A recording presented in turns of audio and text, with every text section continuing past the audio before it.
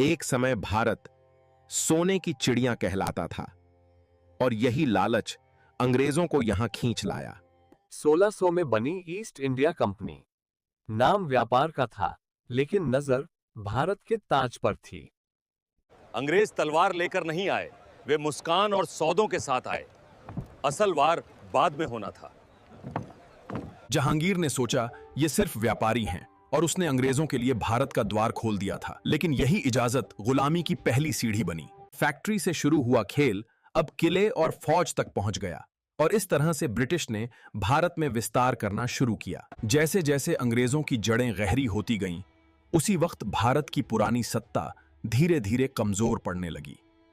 राजा एक दूसरे से लड़ रहे थे, अपनी ताकत आपस में खत्म कर रहे थे और असली खतरा चुपचाप बढ़ रहा था। मुगल साम्राज्य टूट रहा था और भारत कई छोटे राज्यों में बंटता जा रहा था। यही मौका अंग्रेज तलाश रहे थे। अंग्रेजों ने इसी कमजोरी पर वार किया। किसी को दोस्त बनाया तो किसी को दुश्मन। फुट डालो और राज करो उनकी सबसे बड़ी ताकत बन गई। जब भारतीय आपस में उलझे रहे, तब अंग्रेज हर चाल जीतते गए और सत्ता का पलड़ा धीरे धीरे उनके पक्ष में झुकने लगा। बंगाल समृद्ध था, खेत हरे थे, नदियां भरी थीं, लेकिन इसी दौलत पर अंग्रेजों की नजर टिक चुकी थी। नवाब सिराजुद्दौला जवान था, निडर था।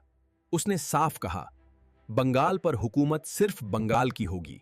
पर दरबार में एक गद्दार था, मीर जाफर, जो बाहर से वफादार और अंदर से अंग्रेजों का मोहरा बन चुका था। 23 जून 1757 प्लासी की लड़ाई में मैदान में सेनाएं आमने सामने थीं, लेकिन मीर जाफर की खामोशी ने सिराज की ताकत तोड़ दी। प्लासी में सिर्फ एक नवाब नहीं हारा, मीर जाफर की गद्दारी ने अंग्रेजों को भारत का रास्ता दे दिया। प्लासी जीतने के बाद अंग्रेज रुके नहीं। उन्हें समझ आ गया था, भारत को जीतने के लिए एक और वार जरूरी है। 1764 बक्सर का मैदान। इस बार सामने थे मुगल बादशाह और उसके सहयोगी। हार के बाद मुगल बादशाह शाह आलम द्वितीय अंग्रेजों के सामने झुकने को मजबूर हो गया।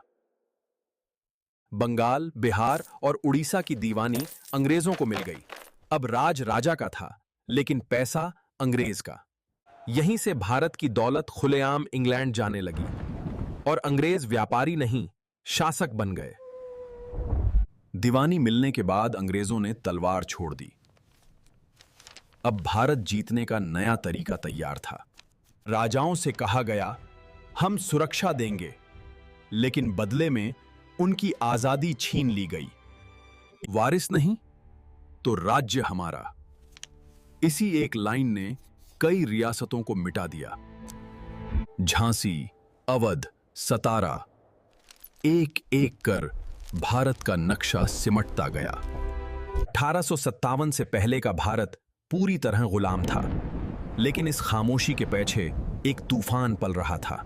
सालों की लूट और अपमान के बाद भारत चुप था, लेकिन यह चुप्पी नहीं, दबा हुआ गुस्सा था। नई राइफल आई और उसके कारतूस ने धर्म और सम्मान दोनों पर सीधा वार कर दिया। और फिर एक सिपाही खड़ा हुआ, बलिया का शेर। उसकी एक गोली ने इतिहास जगा दिया।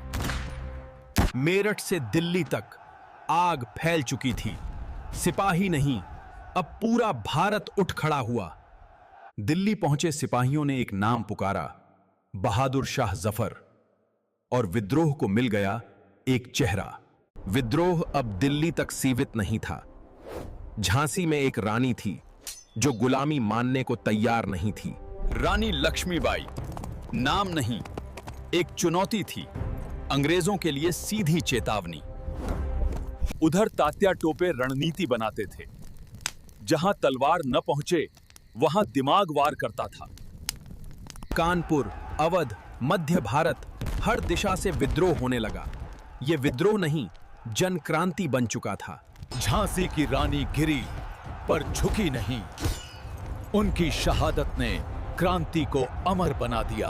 1857 में साहस था, बलिदान था, लेकिन एक चीज अधूरी रह गई, पूरे भारत की एकता। क्रांतिकारियों के पास हौसला था, लेकिन हथियार पुराने थे, जबकि अंग्रेज नई तकनीक के साथ तैयार थे।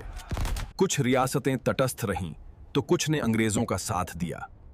फिर एक बार अपनों ने ही पीठ में छुरा घोंपा।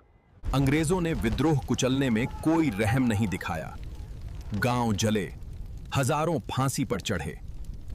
1857 की क्रांति हार गई, लेकिन इस हार ने एक नई लड़ाई को जन्म दिया, आजादी की लंबी लड़ाई। जब एक तरफ गांधी जी सत्य और अहिंसा से लड़ रहे थे, उसी वक्त कुछ युवा क्रांति का दूसरा रास्ता चुन चुके थे। एक क्रांतिकारी जिसने कसम खाई थी, जिंदा पकड़ा नहीं जाऊंगा, आजादी या मौत, बीच में कुछ नहीं। असेंबली में फेंका गया बम मारने के लिए नहीं था। इनकी शहादत ने पूरे भारत को जगा दिया।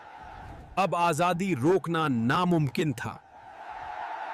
युद्ध, आंदोलन और दबाव, अंग्रेज थक चुके थे। राज अब डगमगा चुका था। अब वक्त था आजादी का। 15 अगस्त 1947 भारत आजाद हुआ, लेकिन उसी पल देश टूट भी गया। लाखों लोग अपना घर छोड़ने पर मजबूर हुए, रेलें चली और दर्द फैल गया। देश आजाद था, पर भूखा और कमजोर। सवाल एक था, अब भारत कैसे जिएगा? टूटे हुए भारत के सामने सबसे बड़ा खतरा था और टूट जाना। तभी एक सख्त फैसला लिया गया, भारत एक रहेगा। आजादी अंत नहीं थी, यह शुरुआत थी। भारत ने आगे बढ़ना खुद सीख लिया।